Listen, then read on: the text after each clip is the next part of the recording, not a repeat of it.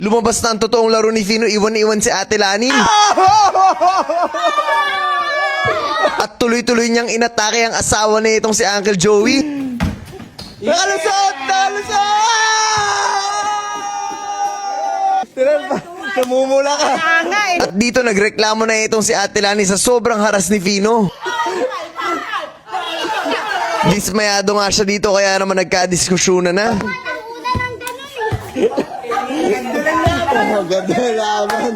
Guys, ganito karami yung pinapak namin at siniship out sa bawat araw dahil sa dami ng orders. 3 ganyan yan, sobrang dami at para lang sa araw na to. Yung iba nagsasabi na ihirapan daw sila mag-order. Yun ay kasi nilimit lang namin ang tatanggapin namin sa bawat araw. Kaya namin nilimit kasi nga sa sobrang dami. Kaya kung hindi ka pa nakaka-order, i-click mo na yung link at huwag ka magpapahuli. Ito nga kami ni Uncle Joey. Ang bigat ng daladala namin at dadali namin to para i-drop off. Lahat po ng kikitain nito ay gagamitin natin for the mission. Kaya sa pagbili niyo po ng jersey ay talagang nakatulong po kayo na malaki. Mahirap na rin i-pick up to kung motor lang, kaya kinakailangan namin i-drop off gamit ang van. Anyway, bago po natin ituloy to, ay meron po muna akong gustong i-share sa inyo. Itong mensahe na to ay reminder para sa mga tumanggap sa Panginoon at naglilingkod sa Kanya. Sabi sa 1 Peter 5 verse 2, alagaan ninyong mabuti ang mga mananampalatayang kasama ninyo. Katulad sila ng mga tupa at kayo ang mga tagapag-alaga nila. Dapat taos puso ninyo silang pangalagaan dahil ito ang nais ng Diyos. Hindi dahil sa napipilitan lang kayo o dahil sa may hinihintay kayong kapalit,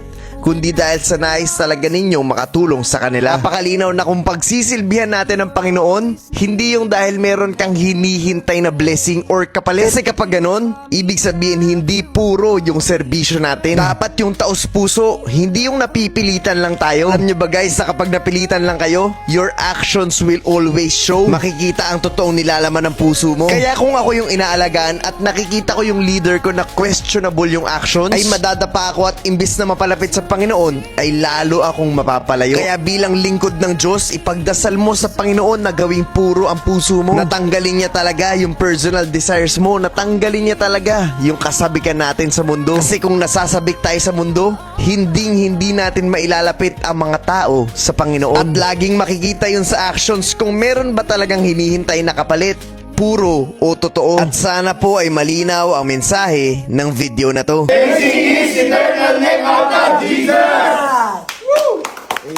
Nung nakaraan nga, nakita nyo na naglaban na si Ate Lani at itong si Fino. At dito nga ay nagreklamo itong si Fino dahil sinasakal daw siya. At dahil doon ang gigil siya at talagang dinipensa niya itong si Ate Lani. Todo kapit siya, talagang hindi magpapatalo. At nung sumablay siya dito, nirebound na itong si Kuya Fino.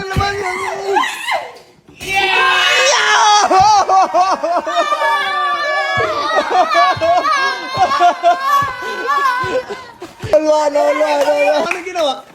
Nagsalita. Bawal magsalita. Siya pala yun, oh, coach. Bakit ako wala akong coach? Oh! Grabe, inaatake na ng inaatake si Ate Lani. Sumablay pero offensive rebound, kanya pa rin. At tuloy-tuloy niyang inatake ang asawa na itong si Uncle Joey. Akalain mo kaya niya na yung mga ganong klaseng tira? Kalusot! Kalusot!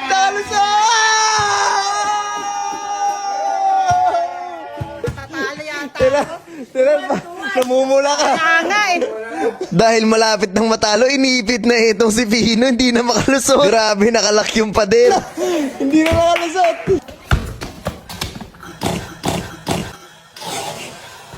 Ay, raguras. Uy!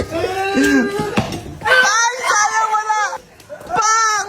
Ay, wala.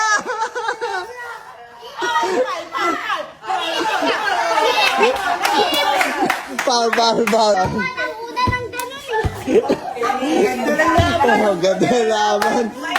Bal. Napakainit ng bakbakan ng dalawa guys. Nagkakadiskusyonan pa. Sino kaya ang mananalo dito?